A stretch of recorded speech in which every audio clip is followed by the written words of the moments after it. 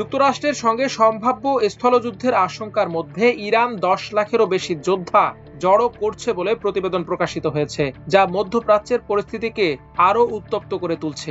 ইরানের তাসনিম নিউজ এজেন্সির বরাতে জানা গেছে, ইসলামিক বিপ্লবী গার্ড বাহিনী আইআরজিসি, বাসিজ বাহিনী এবং নিয়মিত সেনাবাহিনীর তত্ত্বাবধানে এই বিপুল সংখ্যক যোদ্ধাকে সংগঠিত করা হয়েছে। দেশ জুড়ে নিয়োগ কেন্দ্রগুলোতে তরুণ স্বেচ্ছাসেবকদের ব্যাপক ভিড় লক্ষ্য করা যাচ্ছে। সামরিক সূত্রের দাবি, এই বাহিনী সম্ভাব্য যুদ্ধের জন্য প্রস্তুত এবং ইরানের মাটিতে শত্রুপক্ষের জন্য ঐতিহাসিক নরক তৈরিতে দৃঢ় প্রতিজ্ঞ। এদিকে যুক্তরাষ্ট্র সামরিক উপস্থিতি জোরদার করছে।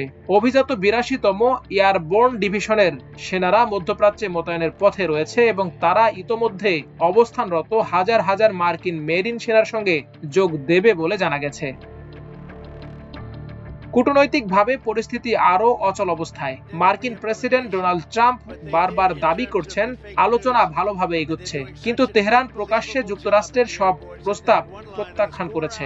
ইরান হুঁশিয়ারি দিয়েছে, মার্কিন সেনারা তাদের ভূখণ্ডে প্রবেশ করলে কঠোর প্রতিশোধ নেওয়া হবে।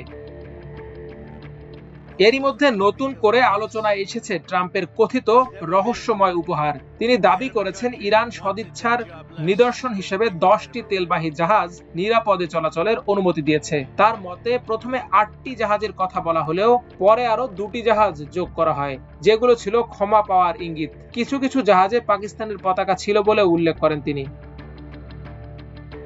বর্তমানে হরমুজ প্রণালী দিয়ে চলাচল সীমিত রেখেছে ইরান। যুক্তরাষ্ট্র ও ইসরায়েলের সঙ্গে সংশ্লিষ্ট বলে সন্দেহভাজন জাহাজগুলোকে আটকে দেয়া হলেও শত্রু ভাবাপন্ন নয় এমন কিছু জাহাজকে অনুমতি দেওয়া হচ্ছে। চলমান সংঘাত যুক্তরাষ্ট্রের উপর বড় ধরনের আর্থিক ও সামরিক চাপ তৈরি করছে। এক প্রতিবেদনে বলা হয়েছে, যুক্তরাষ্ট্রের আক্রমণাত্মক ও প্রতিশোধমূলক অস্ত্রের মজুদ কমে আসছে। এ পরিস্থিতিতে সেনাবাহিনীকে পুরনো ও কম নির্ভুল গোলাবারুদ ব্যবহার করতে হতে পারে।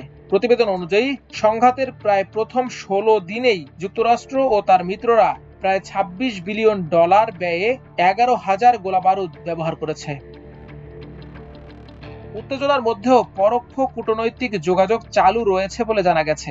পাকিস্তানের শীর্ষ কূটনীতিকদের মাধ্যমে দুই পক্ষের মধ্যে আলোচনা চলছে, যদিও প্রকাশ্যে উভয়ই একে অপরের প্রস্তাব প্রত্যাখ্যান করছে। বিশ্লেষকদের মতে, একদিকে যুদ্ধের প্রস্তুতি, অন্যদিকে গোপন আলোচনা, এই দ্বৈত অবস্থান পরিস্থিতিকে আরো জটিল করে তুলছে। যে কোনো সময় বড় ধরনের সংঘাতের রূপ নিতে পারে। মাল্টিমিডিয়া ডেস্ক, আমার দেশ।